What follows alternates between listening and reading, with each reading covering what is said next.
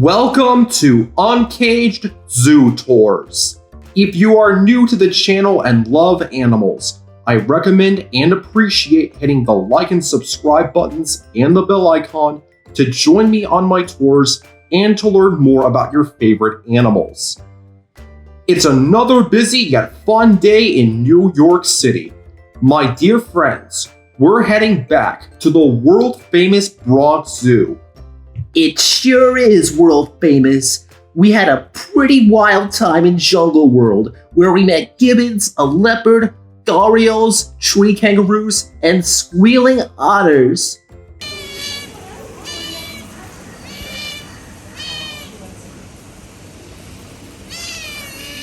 You said it. Thanks to your votes, our next tour will take us to another fan favorite exhibit, the award-winning Madagascar. This building, opened on June 20th, 2008, showcases Madagascar's diverse wildlife and habitats. It was so popular that it won the AZA Exhibit Achievement Award in 2009. It's one of my favorite exhibits at the Bronx Zoo because it showcases a lot of Madagascar stars. In addition to lemurs, we'll also meet some pint-sized wildlife that calls this beautiful island home, including some species that I may never talk about again. Let's begin. Madagascar is located to the right of the seal pool in the Astor Courtyard. The first section is Singi Cliffs, which is based on the cliffs of western Madagascar. There's a sleeping cockerel sifaka. According to Malagasy culture, sifakas are seen as sacred sun worshippers, which comes from the fact that they tend to bask in the sun in the morning. On cold nights, sifakas huddle together on a single branch to stay warm. If you want to learn more about sifakas, please refer to my jungle trails at the Cincinnati Zoo tour. Another animal you might see in this area is a Malagasy giant hognose snake. Across from the snake is a light-up display. This egg came from the extinct elephant bird.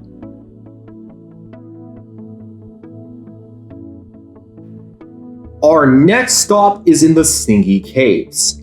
By the way, the word Singi is a Malagasy term that translates to where one cannot walk barefoot, a reference to how sharp the rocks are.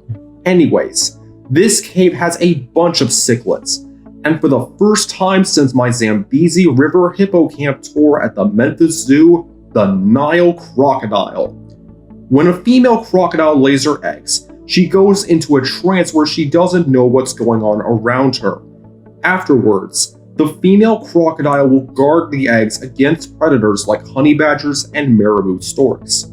Sometimes, soft-shelled turtles will lay their eggs in a crocodile's nest because they know Mama Croc will protect them. Meanwhile, the babies or hatchlings become girls or boys depending on the temperature of the nest. If the nest is 88 to 93 degrees Fahrenheit, the hatchlings become boys, but if the temperature is colder or warmer than that, the hatchlings will become girls. After 90 days, the babies will hatch and make a sound to call their mom. Then, Mama Croc will put the hatchlings in her mouth. Instead of eating her young, Mama Croc takes her new children to a nursery pool called a creche. These reptiles are one of Madagascar's top predators, and are considered fierce predators in Malagasy culture and legends. I have to thank the amazing Crap brothers, Chris and Martin, for teaching me that. Our next stop is Small Wonders, Big Threats, which focuses on Madagascar's smaller wildlife, like the Malagasy ground boa and the Malagasy tree boa. But I feel like introducing you to the tomatofrog. Their red color is a warning to discourage predators from eating them. When a hungry snake attacks the tomatofrog, it will inflate its body like a balloon to make them larger and harder to swallow. When that doesn't work, The tomato frog will release a glue-like mucus to numb up the snake's eyes and mouth, causing them to release the frog. Frogs are cute, but another animal I would like to introduce you to is the gray mouselemur, the real-life equivalent of Mort from the Madagascar franchise. That's right! I'm a primate, not a squirrel! I guess that mouselemur talking was my imagination. Anyways, mouselemurs are the world's smallest primates, and they are so small that they can fit in the palm of my hand. They also have large eyes to help them spot prey in low light conditions. Behind their eyeballs is a reflective layer called the tapetum, which reflects light. Mouselemurs can also jump from tree to tree every 5 days to avoid predators. And just like the sifaka, they move like a frog on the ground. Section number 4 is the Spiny Forest, which is based off of southwestern Madagascar. It's a very thorny habitat, and it has a lot of plants that have spiny leaves that conserve water. But it also has a lot of animals too, like the red fody. But on the ground are some radiated tortoises. Radiated tortoises can live up to 60 years in captivity. But one tortoise named Tui Malila lived up to 188 years. Since these tortoises are endangered, the Wildlife Conservation Society has had significant success in breeding them. These tortoises can defend their territory by attempting to flip other male tortoises on their backs. Honestly, I'm not sure if these tortoises can try to flip a lemur onto its back. Speaking of which, ring-tailed lemurs are one of the many icons of Madagascar. In my Primate South America tour at the Birmingham Zoo, I previously said that lemurs rub scent glands from their wrists on their tails to stink fight, but they mostly do this to defend their territory or to fight for the girl. That stink is also important for communication. Ring-tailed lemurs rub their wrists on trees, which acts like a fence. Other lemur troops respect these stinky boundaries, but when the troop's territory overlaps with another, the troops can jump fight by jumping up in the air and biting at each other until one troop surrenders. They can also defend their territory by hooting, barking, and howling at each other, which makes them one of the most vocal primates next to us. I guess that's why lemurs are sometimes called the ghosts of Madagascar.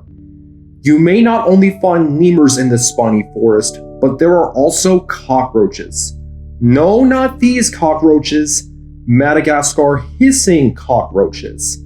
These cockroaches aren't really the type of pest that might raid your fridge, because they live in leaf litter or rotting logs. These insects are detritivores, which means they eat dead material. It helps Madagascar thrive. These cockroaches make a hissing sound by expelling air through their breathing holes. They do 4 different types of hisses, 2 for courtship, 1 that the males use to defend their territory, and 1 that sounds like a snake's hiss that scares off predators. If you press this button, you'll feel a rattling sound that sounds like a hissing cockroach. We'll learn more about cockroaches and other misunderstood bugs when we visit World of the Insect at the Cincinnati Zoo. And now, one of the many reasons why you're watching this tour, and one of the many reasons why you should subscribe. A lot of zoos have at least one animal that I may never talk about again. One of the rarest animals in captivity is the ring-tailed mongoose. Like other mongooses, they mostly live on the ground, but they can also swim and climb trees. They love to eat small mammals, invertebrates, fish, reptiles, and eggs. Ring-tailed mongooses are also very playful, and it took me a while to get some good footage of them. The ring-tailed mongoose is threatened by habitat loss, but is still marked as least concern by the IUCN. If you're at a zoo and if you want to film an animal like this, wait because they will come out. These two are the only ring-tailed mongooses in a North American zoo, and they can be found at only 3 other zoos in the world. Before we leave the Spiny Forest, you might see more radiated tortoises and 4-lined girdled lizards. The 5th and final section is Masola, which is themed to the rainforests of northeastern Madagascar. It's home to the Fusa, which I didn't see. But if you want to learn more about it, please refer to my Asian Forest at Zoo Atlanta tour. To make up for that is our first red-ruffed lemurs. As their name implies, red-ruffed lemurs are a rusty red color, and unlike their cousins, prefer to spend their lives in the trees. Their furry tail is great for communicating signals and balancing on high branches. These lemurs are also pollinators. When they dip their nose inside flowers, pollen sticks to their fur and gets rubbed off at the next flower. Red-ruffed lemurs can also hang upside down from branches to reach fruit. These lemurs are critically endangered due to hunting, habitat loss, and the pet trade. But like most of the other zoos I visited on my tours, the Bronx Zoo is part of the Association of Zoos and Aquariums, a group of accredited zoos that work together to save species. They also work with the Malagasy government to provide people with different alternatives to cutting down trees, which saves lemurs and a lot of other animals too. We'll also see more red-ruffed lemurs in North Carolina, Denver, and Nashville. It's a red-ruffed lemur invasion!